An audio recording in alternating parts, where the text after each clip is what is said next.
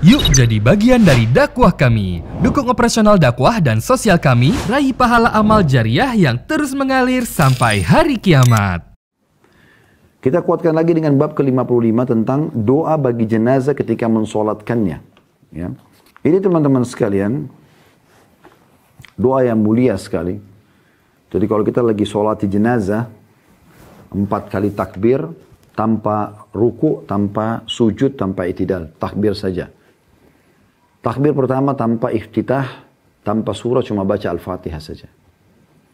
Takbir kedua, dengan posisi tetap berdiri, Anda baca salawat Ibrahim yang dibaca di akhir tahiyat. Takbir ketiga, Anda doakan dia. Nah ini doanya yang akan kita pelajari sebentar lagi. Takbir keempat, Anda bisa salam ya, ke sebelah kanan. Ada pendapat lain yang mengatakan juga dilengkapkan dengan kiri boleh. Tapi yang kami pegangi 1 kali salam saja ke kanan. Ya. Boleh Anda langsung salam, boleh Anda doakan diri Anda dulu. Nah sekarang kita ya, pelajari takbir yang ketiga, yaitu mendoakan mayit. Nah ini doanya yang diajarkan Nabi SAW. Allahumma gfir lahu, perhatikan, kembali lagi. Ya Allah maafkan dia. Warhamhu, kasihanilah dia. Wa'afihi, berilah dia keselamatan dari siksa. Wa'fu anhu, maafkanlah dia. Wa akrim nuzulahu, muliakan tempatnya. Wa wassi' mudkhalahu, lapangkan kuburannya. Waghsilhu bil ma'i wath thalji wal barad, basuhlah dia atau sucikan dia dari dosa-dosa dengan air, salju dan embun. Wa naqqihi minal khataaya kama naqqaita ats-tsawbal abyada minad danas, bersihkan dia dari segala kesalahan sebagaimana engkau membersihkan baju yang putih dari kotoran. Wa abdilhu daran khairan min darihi, ya Allah gantikanlah rumah lebih baik daripada rumahnya di dunia. Wa ahlan khairan min ahlihi, keluarga lebih baik daripada keluarganya di dunia. Wa zawjan khairan min zawjatihi, istri atau suami yang lebih baik daripada istrinya ya, dalam kurung atau suaminya di dunia. Wa adkhilhul jannah, masukkanlah dia ke dalam surga. Wa a'idhu min azabil qabr, dan selamatkan dia dari siksa kubur ya, dalam kurung wa azabin nar, dan siksa neraka. Hadis ini riwayat Muslim jadi 2 halaman 663. Jadi doa ini isinya banyak sekali ya, permohonan kebaikan-kebaikan buat si mayit ya. Kita coba langsung bagi saja potongan pertama, Allahumma gfir lahu, ya Allah ampuni dia. Sudah kita jelaskan tadi pentingnya memohon ampun untuk mayit. Sangat penting. Nah, itu yang paling dibutuhkan. Jadi kalau ada orang tua Anda sudah meninggal, kalau Anda tanya kepada kami, apa yang saya baca Ustaz? Rabbi gfirli wali walidayya. Sudah saya baca Ustaz, ulangi. Pengampunan itu yang paling dibutuhkan oleh mereka yang sudah mati. Diampuni dosanya saja, sudah menandakan tidak akan masuk neraka. Maka itu sudah luar biasa. Kemudian yang kedua, warhamhu, ya Allah kasihanilah dia. Sifat Allah Ar-Rahmanur Rahim ya. Allah itu maha pengasih. Kita minta agar Allah kasihani dia. Supaya jangan Allah murka pada dia. Itu maknanya. Yang ketiga, wa'afihi, selamatkan dia dari siksa. Baik siksa kubur ataupun siksa api neraka. Ya. Bayangkan kalau ada 1000 orang yang sholati. Semuanya mendoakan begini. Luar biasa ini. Potongan keempat, wa'fu anhu, maafkanlah dia. Sudah diulangi tadi di awal sudah disebutkan Allah maghfir lahu, masih diulangi di potongan keempatnya wa'fu anhu. Maafkan kesalahan-kesalahannya. Yang kelima wa akrim nuzulahu, muliakan tempatnya. Ya. Di sini dimaksud muliakan tempatnya adalah jadikan kuburannya taman dari taman surga. Yang keenam wassi' mudkhalahu, luaskan, lapangkan kuburannya. Ini sudah kita jelaskan tadi. Kuburan orang beriman akan seluas pandangan mata dia. Kalau orang kafir justru akan dihimpit oleh kedua dinding kuburannya. Kemudian yang ketujuh, waghsilhu bil ma'i wath thalji wal barad. Bersihkan dia dari dosa-dosa ya, dengan air, salju ataupun embun. Bagaimana mekanismenya Allahu a'lam. Apakah setiap turun hujan menimpa tubuh dia di kuburannya lalu jadi pembersihan dosa? Allahu a'lam. Tapi ini juga kita baca di doa iftitah kita ya. Kita minta agar Allah bersihkan dosa-dosa kita dengan 3 ini. Air, salju, dan embun. Biasanya orang kalau hidup kan dipakai untuk wudu, misalnya mandi besar, ya. Kemudian yang kedelapan, wanaki minal khataya kama naqqaita thawbal abida minad danas. Bersihkan dia ya Allah dari dosa-dosanya sebagaimana engkau membersihkan kotoran noda dari baju putih. Anda lihat kalau baju putih susah sekali untuk dibersihkan kan? Sulit sekali. Melekat gitu. Ya. Jadi untuk mengeluarkan dia tidak mudah gitu. Kalau baju gelap kayak yang saya pakai ini mungkin ya ada noda tidak nampak kecuali orang dari dekat sekali. Tapi kalau putih nampak sekali. Di sini digunakan Allah ajarkan Nabi Muhammad SAW dan Nabi Muhammad SAW disuruh ajarkan kepada kita ya, bahwasanya ya Allah aku minta kepadamu agar orang mati ini bersihkan dosa-dosanya sebagaimana engkau membersihkan kotoran yang melekat di baju putih tanpa bekas. Supaya bersih benar dosanya. Diulangi lagi berarti ya. Berarti sudah 3 kali di sini dalam doa ini. Potongan pertama Allahumma gfir lahu, ya Allah maafkan dia. Kemudian potongan yang keempat wa'fu anhu, maafkan juga dia. Ya. Kemudian yang ke-7 ya, diulangi lagi. Yang ke-8 mohon maaf. Yang ke-8 wa naqihi minal khataaya kama yunakka thawbul abyad kama naqaita thawbal abyad minad danas. Bersihkan dari dosa-dosa sebagaimana engkau membersihkan noda yang ada di baju putih. Ya. Yang ke-9 ini menandakan ada kehidupan di alam kubur. Perhatikan wa abdilhu daran khairan min darihi. Ya Allah karuniakan dia rumah lebih baik daripada rumahnya di dunia. Coba bayangkan. Anda yang punya rumah di Menteng, di mana-mana rumah yang Masya Allah besar, luas, semuanya serba leks, di kuburan bisa dapat rumah lebih baik daripada itu. Bagaimana caranya? Sederhana, iman dan amal saleh. Jaga iman Anda kepada Allah, tetap muslim, tetap mukmin dan amal saleh. Kerjakan apa yang Allah perintahkan, tinggalkan apa yang Allah larang.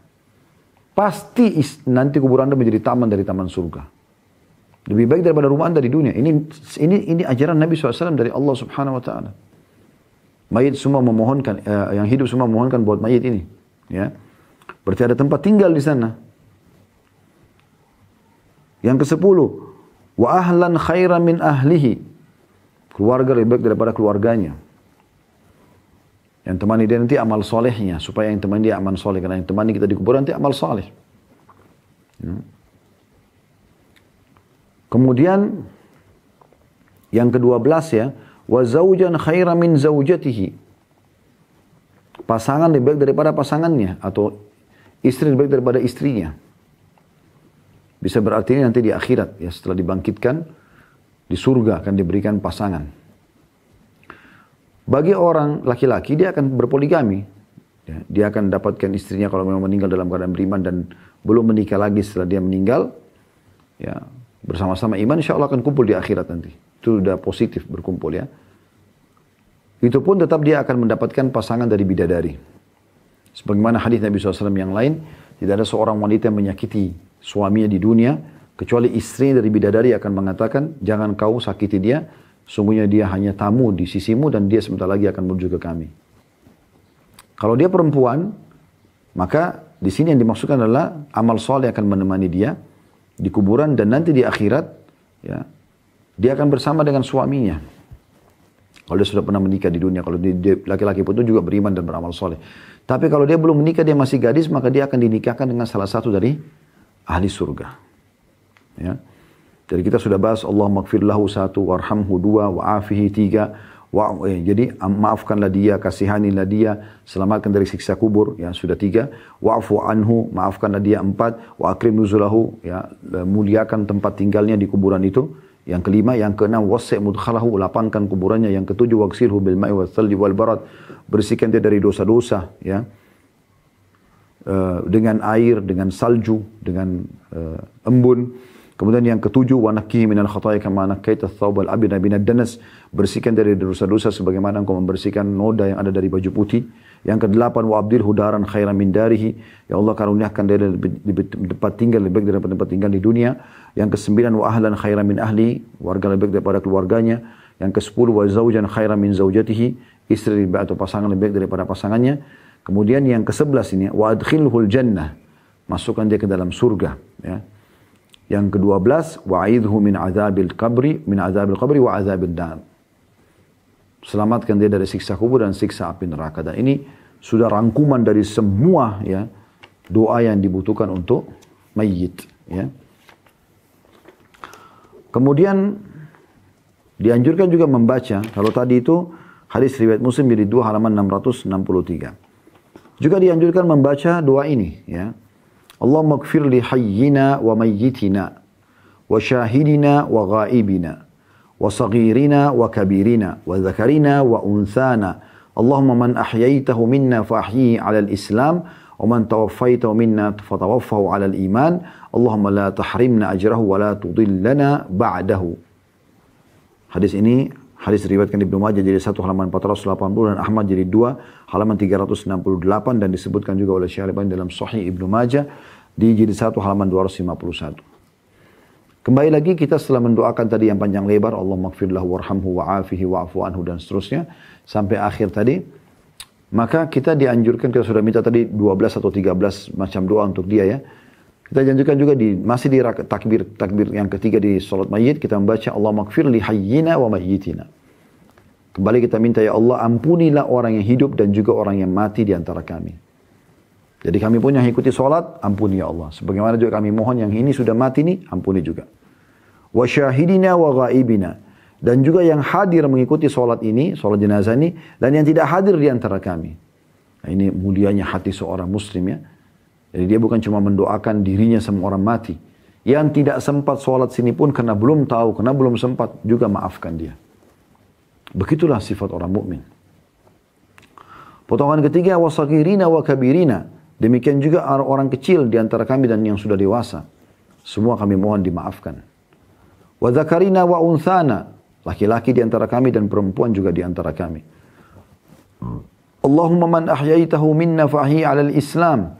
Ya Allah, siapa yang kau hidupkan di antara kami, masih hidup, masih diberikan umur beberapa waktu ke depan, maka hidupkan dia di atas Islam.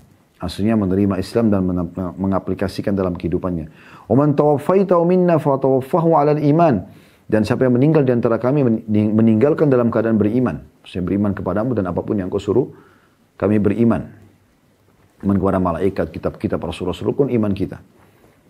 Kemudian Allahumma la tahrimna ajrahu, ya Allah, janganlah engkau halangi kami untuk memperoleh pahalanya.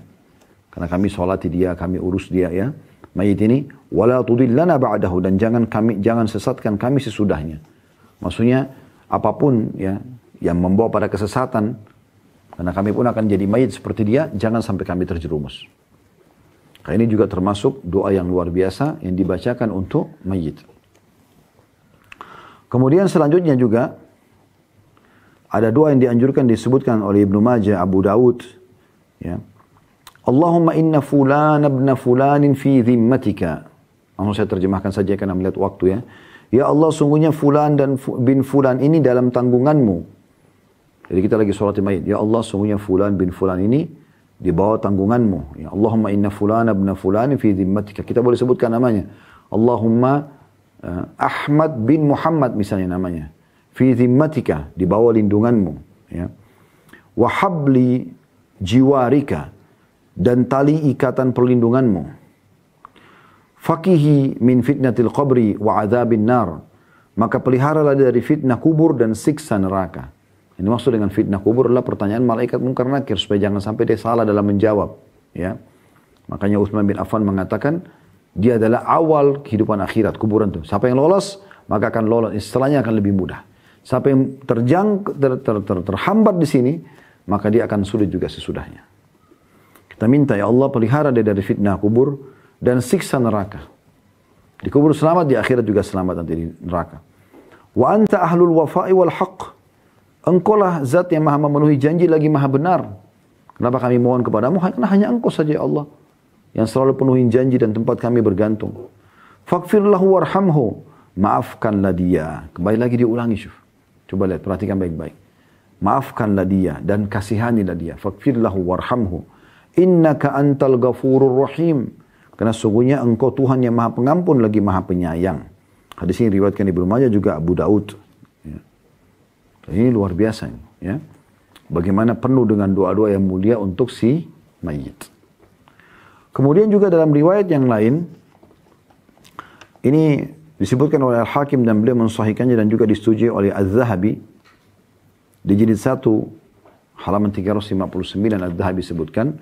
Potongan doanya adalah ajaran Nabi SAW. Allahumma abduka wabnu amatika ihtaja ila rahmatika wa anta ghaniyun an azabihi in kana muhsinan fazid fi hasanati wa in kana musian fatajawaz anhu. Artinya, ya Allah, ini adalah hambamu, anak dari hamba perempuanmu. Maksudnya, ini adalah hambamu, si mayit ini, ya. Dan juga anak hamba perempuanmu. Maksudnya adalah, ya, hamba daripada ibunya. Ibunya kan anak perempuan. Hamba perempuan Allah, gitu kan. Dan dia sangat membutuhkan rahmatmu. Karena sekarang dia sudah mati. Butuh kasih sayangmu. Dan engkau tidak membutuhkan untuk menyiksanya. Dia tidak ada kepentingan Allah untuk menyiksa dia. Kecuali memang kena pelanggaran dia saja. Ya. Tapi kita sebutkan itu. Jika dia adalah seseorang yang berbuat baik,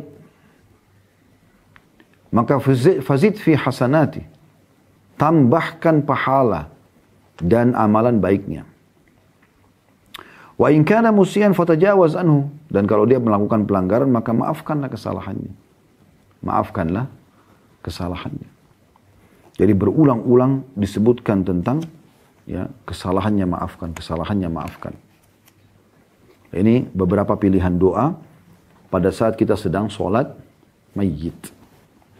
Baik, kita tutup teman-teman sekalian dengan bab ke-56. Baru kita buka pertanyaan tentang doa untuk mayyit, bayi atau anak kecil. Ya, karena doanya beda sedikit ya sama orang yang sudah dewasa tadi. Yang pertama adalah hadis yang diriwayatkan oleh Sa'id bin Musayyib rahimahullah. Dan ini hadis disebutkan oleh Imam Malik dalam kitab Muwatta jilid 1 halaman 288 dan Ibnu Abi Syaibah dalam Al-Musannaf jilid 3 halaman 217, Al-Baihaqi jilid 4 halaman 9. Kemudian Syu'aib Al-Ar'anut yang menyatakan bahwa sanad hadis ini sahih ya, dalam tahqiqnya terhadap Syarah As-Sunnah karya Al-Baghawi jilid 5 halaman 357. Artinya hadis ini adalah hadis yang sahih. Kata Sa'id bin Musayyib rahimahullah, seorang tabi'in, Anda bisa lihat di footnote 192 di bawah ya. Aku pernah mensolatkan seorang anak kecil yang belum pernah melakukan kesalahan apapun di belakang Abu Hurairah.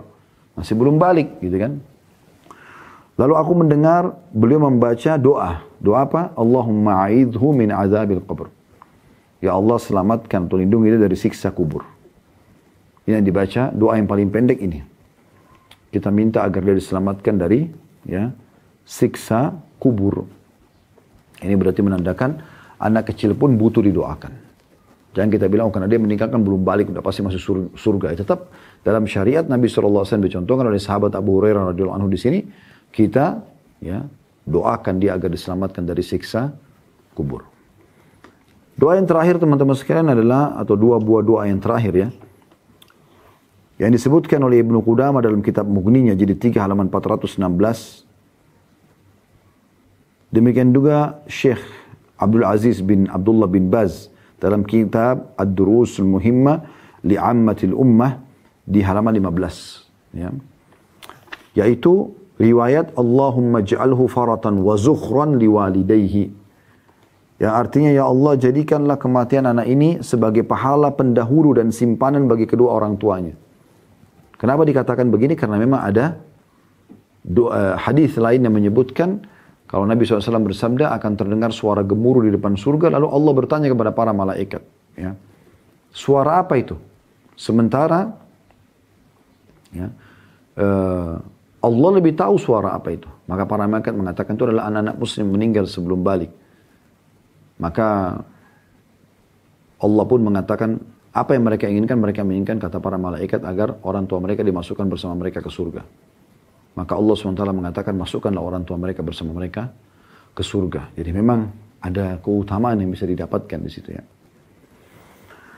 Maka di sini teman-teman sekalian, anak-anak yang meninggal sebelum balik diharapkan bisa menjadi aset buat orang tuanya, penyelamat orang tuanya gitu. Potongan kedua dari doa ini setelah kita mengatakan Allahumma ja'lu faratan wa zukhran liwalidayhi, ya Allah jadikanlah dia sebagai pahala pendahulu dan simpanan bagi orang tuanya. Potongan kedua, wa syafi'an mujaban, dan juga ya sebagai pemberi pertolongan yang diterima, ya, atau syafaat yang dikabulkan baginya. Supaya nanti orang tuanya masuk surga bersama mereka. Potongan ketiga, Allahumma tsakkil bihi mawazinahuma. Ya Allah, jadikan kematian anak ini sebagai pemberat timbangan amal kedua orang tuanya nanti. Ya. Dan firman-Nya, ya Allah, beratkanlah timbangan mereka berdua dengannya. Ya. Itu potongan ketiga. Potongan keempat, wa'azim bihi ujurahuma. Agungkanlah pahala kedua orang tuanya. Yang kelima, wa'alhiqhu bisalihil mu'minin. Ya. Dan susulkanlah dia, anak kecil ini, bersama dengan orang-orang saleh dari kaum mukminin. Dalam hadis Isra dan Mi'raj disebutkan kalau Nabi SAW bertemu dengan Ibrahim AS di langit ketujuh, dan di sebelahnya ada banyak, di sekitarnya banyak anak-anak kecil.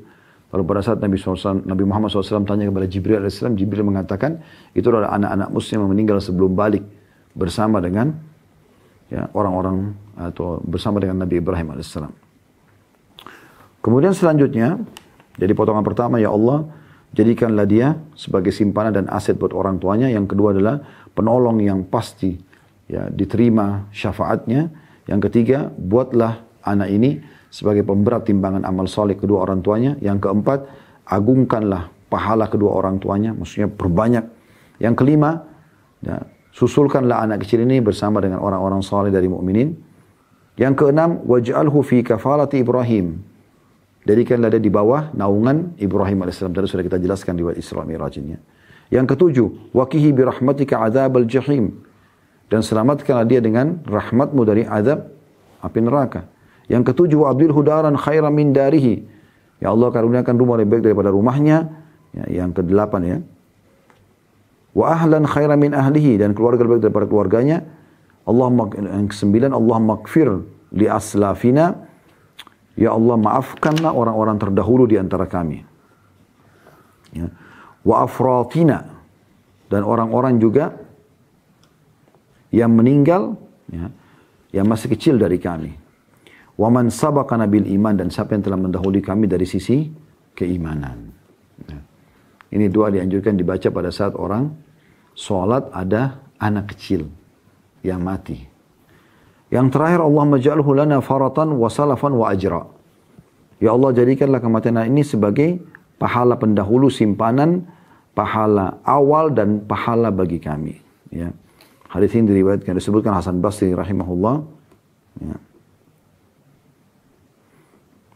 Pada saat Hasan Basri mensolati atau membaca Al-Fatihah di rakaat pertama solat jenazah, anak-anak, dan beliau mengucapkan tentang doa ini, Allahumma ja'alhu lana farata wa salafa wa ajra. Ya Allah, jadikanlah anak ini sebagai pahala buat kami, ya, walaupun kita bukan orang tuanya. Allahu a'lam.